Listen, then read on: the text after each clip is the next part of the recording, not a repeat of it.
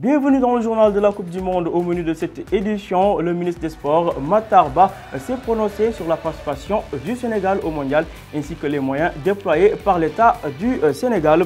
De leur côté, les Lions se sont entraînés hier à Kalouga. Pendant ce temps, le cas Cheikhou Kouyaté alimente les débats. L'ancien capitaine des Lions aurait-il perdu sa place de titulaire?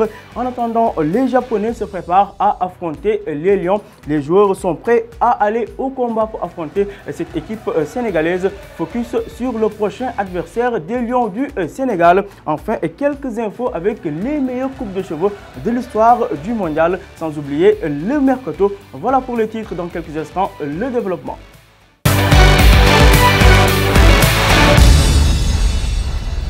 Je vous l'annonce en titre, le ministre des Sports, Matar Ba, s'est prononcé sur la participation du Sénégal à ce mondial. En dehors de l'aspect purement sportif, quels sont les autres enjeux de ce mondial? Le ministre s'est prononcé sur la question. Regardez.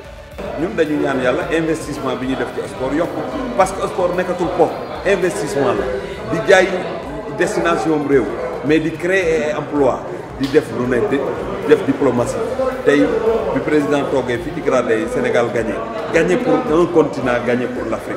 Lolu coup médiatique ak percée diplomatique du Sénégal am fofu kenn mënu ko évaluer. Eh bien, après leur victoire contre la Pologne, les Lions se sont entraînés hier dans leur camp de base à Kalouga. Par ailleurs, Sadio Mané n'a pas participé à cette séance d'entraînement. Il a été laissé au repos par son sélectionneur.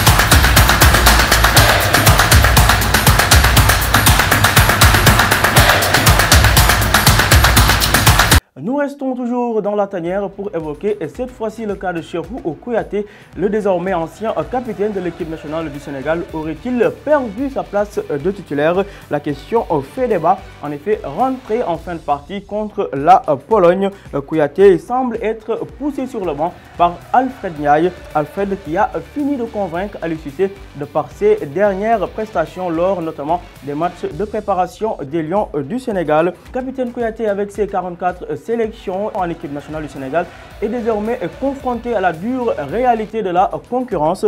Présent en équipe nationale depuis les JO de Londres 2012, Kouyaté devra batailler comme un lion pour espérer récupérer sa place de titulaire, une place qui vaudra cher désormais dans ce 11 type de Aliou Cissé.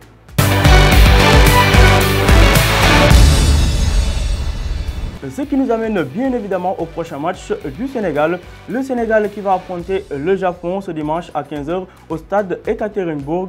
Les Japonais sont déjà sur le qui-vive. En effet, des Nippons ont été aperçus en plein centre-ville de Dakar, plus précisément à Sandaga, en mode reportage. Justement, que savons-nous de cette sélection nippone? Voici quelques éléments de réponse. La sélection nippone est habituée à la Coupe du Monde avec 6 participations d'affilée. Et c'est simple, depuis 1998, le Japon participe au mondial. Cette sélection japonaise a déjà atteint 2 fois les 8e de finale en 2002 et en 2010.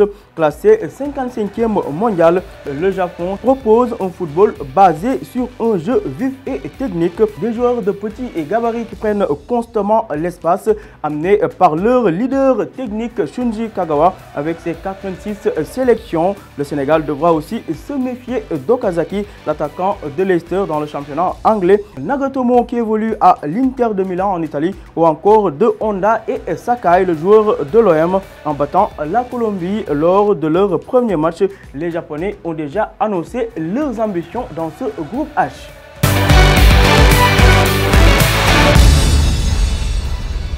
À présent, un bref retour sur le film de la journée d'hier.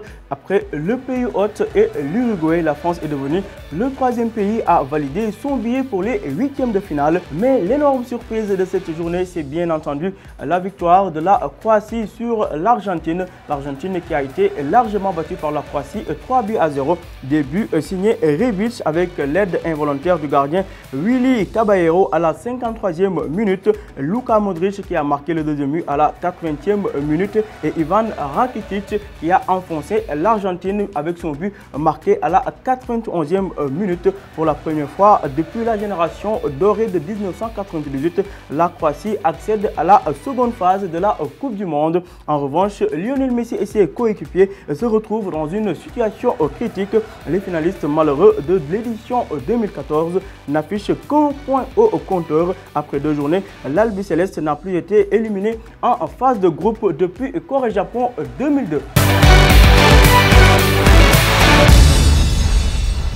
À présent, un focus sur les looks ou coiffures qui ont fait le buzz pendant les différentes éditions d'une Coupe du Monde.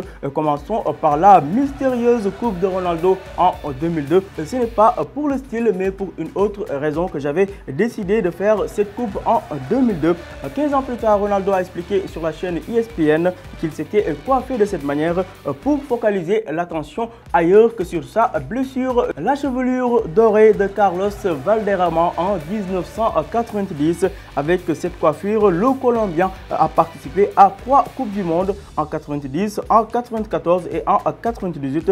Valderrama El Pibe, comme on le surnomme, a même promis de se raser la tignasse en cas de victoire de la sélection colombienne lors de cette édition Russie 2018. Affaire à suivre. La queue de cheval de Roberto Baggio lors de l'édition 1994. Durant toute sa carrière, l'Italien s'est coiffé de cette manière, une coupe de cheveux qui lui a valu le surnom de divin à la queue de cheval. Toujours concernant les coiffures qui ont marqué les Coupes du Monde, on s'intéresse cette fois-ci au look punk du Portugais Raúl Meireles. C'était lors de l'édition 2014. En 2011, un journaliste anglais demande au Portugais pourquoi il porte cette surprenante coupe de cheveux. Raúl Meireles lui répond alors que c'est à cause de sa calvitie. 3 ans plus tard, au mondial brésilien en 2014, une longue barbe s'ajoute au look extravagant du Portugais.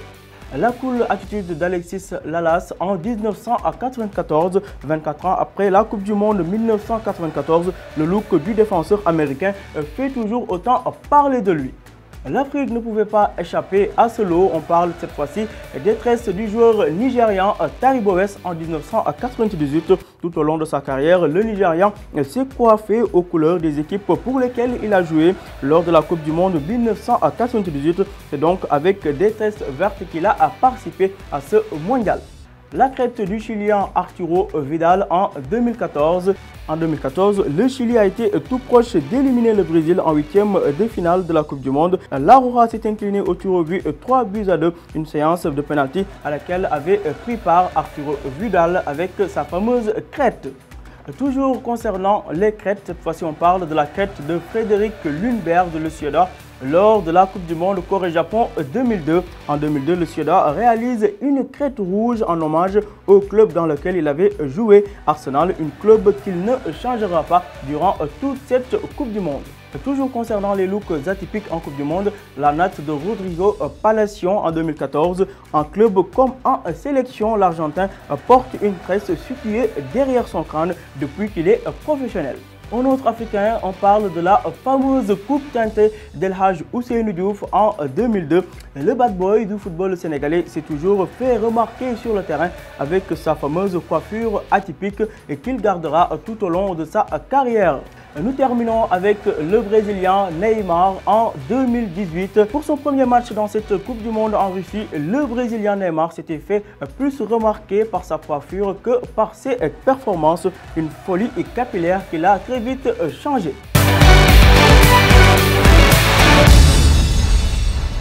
Ce journal tire à présent à sa fin.